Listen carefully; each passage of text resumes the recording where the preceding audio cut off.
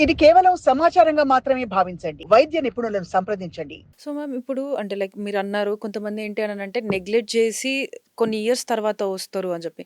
So, అలాంటి వాళ్ళలో ఎలాంటి కాంప్లికేషన్స్ అనేవి వస్తుంటాయి? యూజువల్‌గా ఏంటి అనంటే సర్జరీ డిఫికల్ట్ అవ్వచ్చు. అంటే మనకి గూడా అర్థం గాదు. వాళ్ళు ఇన్ని రోజులు ఎలా దాన్ని తట్టుకుంటూ ఉన్నారనేది. కొంతమందికి అది న్యాచురల్ లైఫ్‌లో ఒక పార్ట్ లాగా అయిపోతది.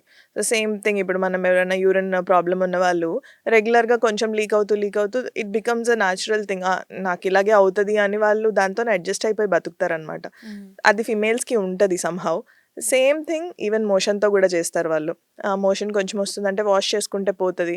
మోషన్ అయినప్పుడు మాత్రమే నాకు ఇందులోకొస్తది. నార్మల్ టైమ్‌లో నాకేం కాదు. అండ్ సివియారిటీ ఎక్కువున్నప్పుడు అంటే ఇప్పుడు డయేరియా లాంటి కండిషన్స్ వచ్చినప్పుడు ఫ్రీక్వెన్సీ ఎక్కువైపోతదనమాట. సో, హ్మ్. స్టూల్‌కి ఒక కన్సిస్టెన్సీ ఉంటది మోషన్‌కి. కొన్నిసార్లు వాటరీగా ఉండొచ్చు. కొన్నిసార్లు థిక్‌గా ఉంటుందనమాట. సో, హార్డ్‌గా ఉన్న స్టూల్‌కి ప్రాబ్లమ్ ఉండదు. అండ్ వాళ్ళకి కూడా తెలుసు హార్డ్ అయితే నాకు ఈ ఇష్యూ ఉండదు అని. హ్మ్. సో, డయేరియా వచ్చినప్పుడు అలాంటి ప్రాబ్లమ్ ఉన్నప్పుడు మాత్రమే వాళ్ళు ప్రాబ్లమ్ ఎదుర్కొంటారు. Other time they are fine. So, అది వదిలేసి బతుకుతా ఉంటారనమాట. బట్ కరెక్ట్ చేయించుకోవడం బెటర్. సో, మ్యామ్ ఇప్పుడు ఇంకొకటి ఏంటి అనంటే ఫిస్టులా అనేది కూడా ఇప్పుడు ఎక్కువైపోతుంది. ఏంటి అనంటే మెన్స్‌లో సెపరేట్ అంటే లైక్ డిఫరెంట్ విమెన్‌లో డిఫరెంట్ అని అంటారు. సో, అసలు how different it is?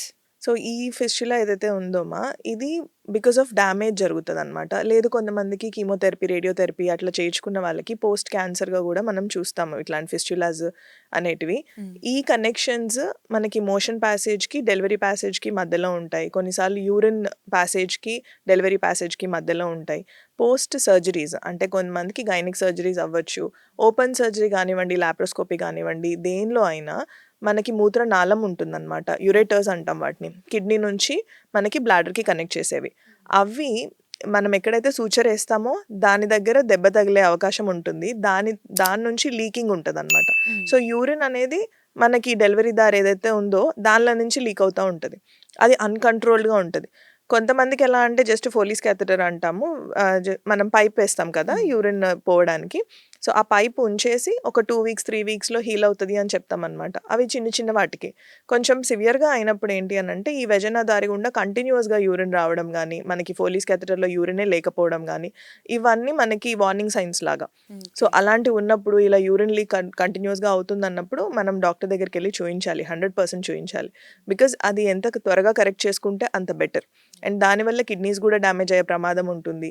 So, urine leak అనేది సెపరేట్. హ్మ్. ఈ మోషన్ లీక్స్‌లో ఏంటి అనంటే మనకి ఫిస్టులాస్ రకరకాలుంటాయి.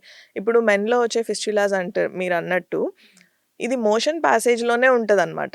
వాళ్ళకి ఆ మోషన్ స్పింక్టర్ అంటాము. స్పింక్టర్ అనేది ఏంటంటే మనం మోషన్ బయటకి రానీయకుండా పట్టుకుంటది.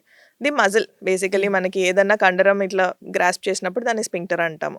సో, ఈ మోషన్ ప్యాసేజ్ దగ్గర ఉండే కనెక్షన్స్ అబ్‌నార్మల్‌గా ఉంటాయన్నమాట. సో, బయటకొచ్చి దానిలోంచి పస్ రావడం గానియండి, అది బయటకే మనకు ఆ పసిగడ్డలాగా కనిపిస్తా ఉంటది.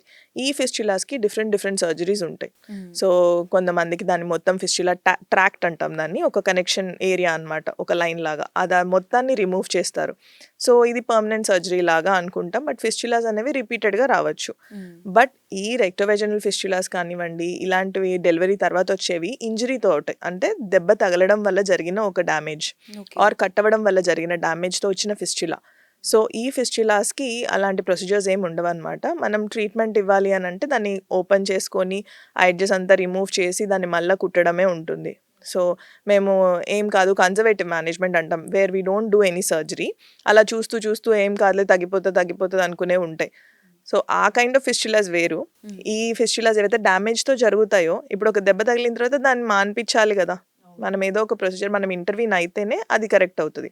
నార్మల్‌గా మీరు మోషన్ ఎక్కువ సేపు కూర్చుంటున్నారు, కాన్‌స్టిపేషన్ ఉంది. వీటన్నిటి వల్ల వచ్చే ఫిస్టులాస్ అవి వేరే ఉంటాయి. So, okay. ఏది ఫిస్టులా అనేది మీకు అర్థం చేసుకోవడానికి డాక్టర్ దగ్గరికెళ్తే బెటర్. మనమే సొంతగా డెసిషన్ తీసుకొని ఈ ఫిస్టులాకి ఏం కాదు నేను ఆయుర్వేదిక్‌కెళ్ళిపోతాను, హోమియోపతితో తగ్గిపోతది అనుకుంటే కొన్నిటికి అట్లాంటి ట్రీట్మెంట్స్ ఉంటాయి. కొన్నిటికి అసలు ఉండవు. సో, అసలుందా లేదా అని తెలుసుకోండి.